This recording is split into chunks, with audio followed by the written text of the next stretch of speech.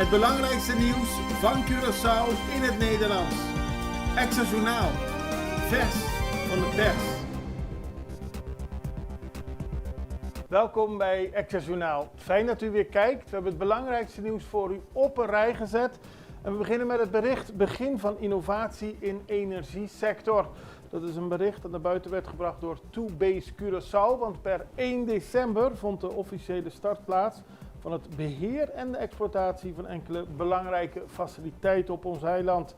Toobase Curaçao en Oryx Midstream hebben gisteren laten weten dat ze op 1 juli van dit jaar een akkoord hadden getekend om vanaf 1 december Oryx het recht te geven gebruik te maken van zowel Bullenbaai Terminal als de Emma-stad faciliteiten. Dus zeg maar de raffinaderij zoals we die kennen en Bullenbaai voor een periode van 30 jaar.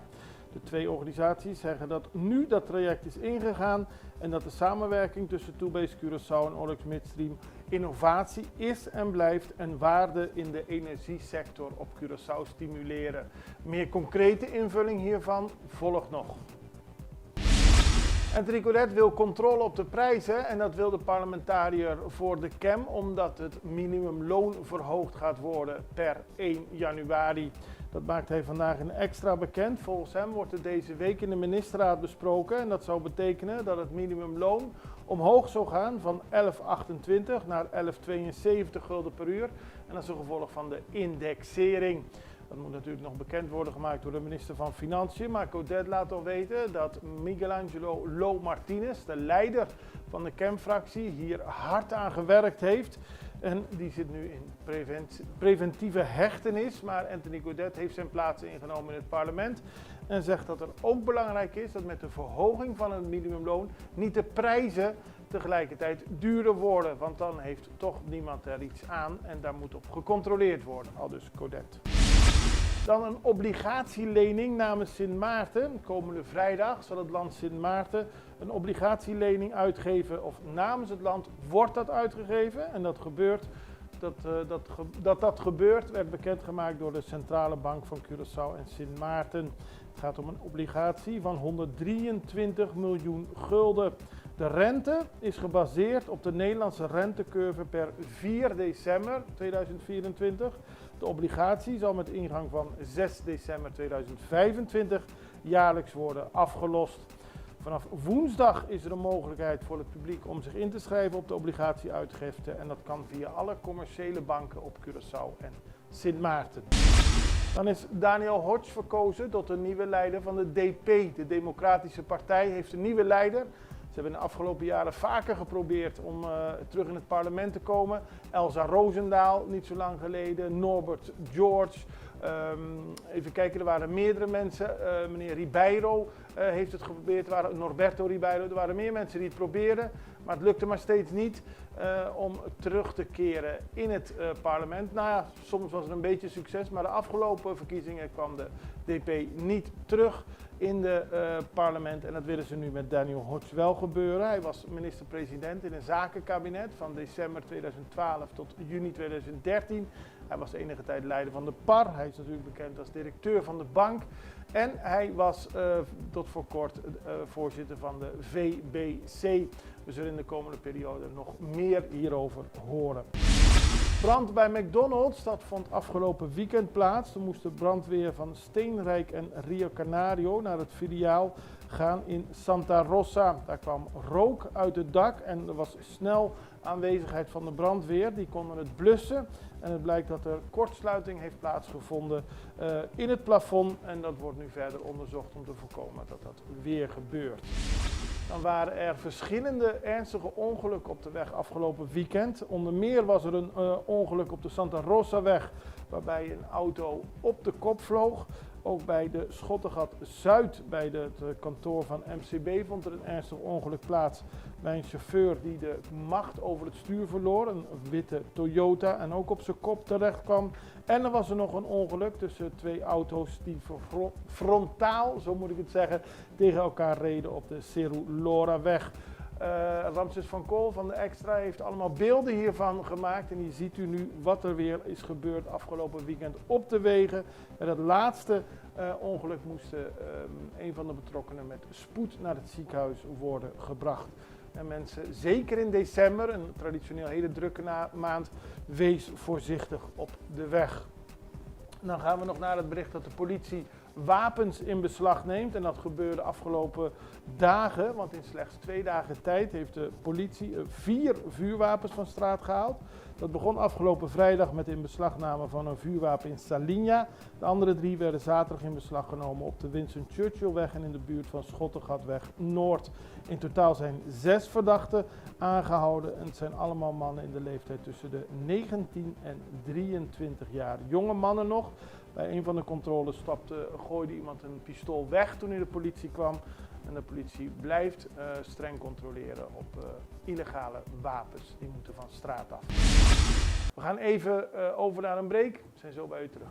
Extra in Nederland. Van Amsterdam tot Arnhem, van Groningen tot Maastricht. Extra is erbij. Volg Extra Digitaal en blijf op de hoogte van de belangrijkste ontwikkelingen in Nederland. Extra Digitaal is te zien op verschillende platforms en kanalen zoals WhatsApp, YouTube, Facebook, Instagram en ook TikTok.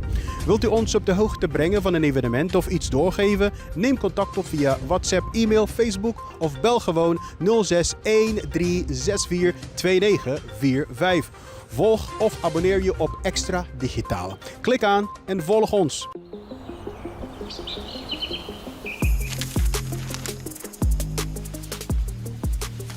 Welkom op Curaçao, een van de mooiste eilanden in de Caribiën, een ware parel. En het is een eiland waar je van heel veel zaken kunt genieten. Van de natuur, van de zee, van het eten, van de mensen en zoveel meer.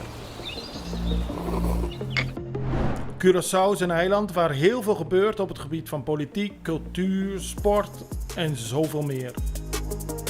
Een Extra Journaal brengt het belangrijkste nieuws van Curaçao. Maar we hebben ook aandacht voor al het nieuws op Bonaire en Aruba en op de bovenwinden, Saba, Sint Maarten en Sint Eustatius. En we belichten al het nieuws van alle kanten. Het nieuws is duidelijk, actueel en vers van de pers. Extra Journaal, elke werkdag op Salto. Op Curaçao zijn we de hele dag bezig met het maken van Extra Journaal. Volg ons op je favoriete Amsterdamse zender, Tauro.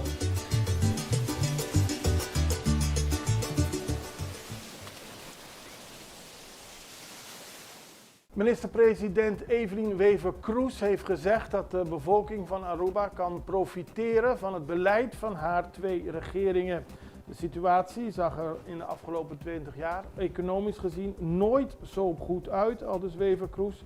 Dat komt door de groei van de economie, de lage werkeloosheid, er is veel werk, er is een goede arbeidsmarkt. En dat betekent dat er een financieel beleid is geweest dat uiteindelijk zijn vrucht heeft afgeworpen. Nou, dat zegt de minister. President van Aruba, die natuurlijk ook de leider is van de MEP. En 6 december zijn de verkiezingen, dus dat kan niet los van elkaar gezien worden. Maar ze benadrukt dat haar regering ervoor gezorgd heeft dat het financieel-economisch beter gaat op Aruba. En natuurlijk hoopt de MEP daardoor steun te krijgen van de bevolking om weer terug te kunnen keren. Dat zij dan wellicht een derde regering zou kunnen vormen is wel heel bijzonder. De MEP hoopt erop, maar Aruba gaat op 6 december naar de verkiezingen, na een periode waarin een breuk in de regering is geweest, waarbij heel veel, zeker voor Arubaanse begrippen, politieke partijen zich hebben gepresenteerd, waarbij verschillende ministers en oud-ministers en statenleden voor de rechter hebben moeten verschijnen en als sommigen ook zelfs veroordeeld zijn. Dus het is heel erg de vraag om te kijken, wat vindt de bevolking, waar hebben ze steun in, blijven ze vasthouden aan de oude traditionele partijen of kiezen ze voor een van de nieuwe partijen. We blijven het ook hier voor u in de gaten houden, want verkiezingen zijn altijd interessant. En we blijven nog even bij Aruba, want ook bekend is geworden door minister-president Evelien Wever-Kroes dat de grens met Venezuela voorlopig nog dicht blijft. De berichten in Venezolaanse media dat Aruba op het punt staat de grens met Venezuela te heropenen zijn niet accuraat, aldus Wever-Kroes. Ze benadrukte tegen Arubaanse media dat er geen veranderingen zijn en dat de grens voorlopig gesloten blijft. In ieder geval tot kerstavond, dus de berichten dat het voor Kerstmis open zou zijn is niet waar. Er wordt wel gewerkt aan een latere opening, maar er is nog niks concreets voor gemaakt. We zijn nog niet helemaal klaar, aldus Wever Cruz, om de grens te openen. En ook de internationale erkenning van president Nicolás Maduro als president van Venezuela zorgt voor een probleem. Dat moet eerst worden opgehelderd voordat we verdere stappen kunnen zetten. Nederland is een van de landen, en dit valt natuurlijk binnen buitenlandse zaken, binnen het Koninkrijk. Nederland is een van de landen die zegt dat er fraude is gepleegd bij de recente presidentsverkiezing in Venezuela. En daar gaan we nu naartoe, want de oppositie in Venezuela vraagt om vrijlating van politieke gevangenen. En dat gebeurde onder meer in Bogota, in Colombia, waar veel Venezolanen de straat op gingen om te protesteren tegen het feit dat de mensen politiek gevangen zitten, dus vanwege politieke motieven in Venezuela gevangen zitten. En ze willen dat er een internationaal arrestatiebevel tegenover president Nicolás Maduro komt, vanwege misdaden tegen de menselijkheid. De strijd tussen de oppositie, Maria Corina Machado, die volgens president Maduro toxisch is, ze is giftig. En de oppositie die zegt dat er veel mensen vastzitten naar aanleiding van de manifestaties en die zouden vrijgelaten moeten worden. Weer een gespannen situatie die we voor u in de gaten houden.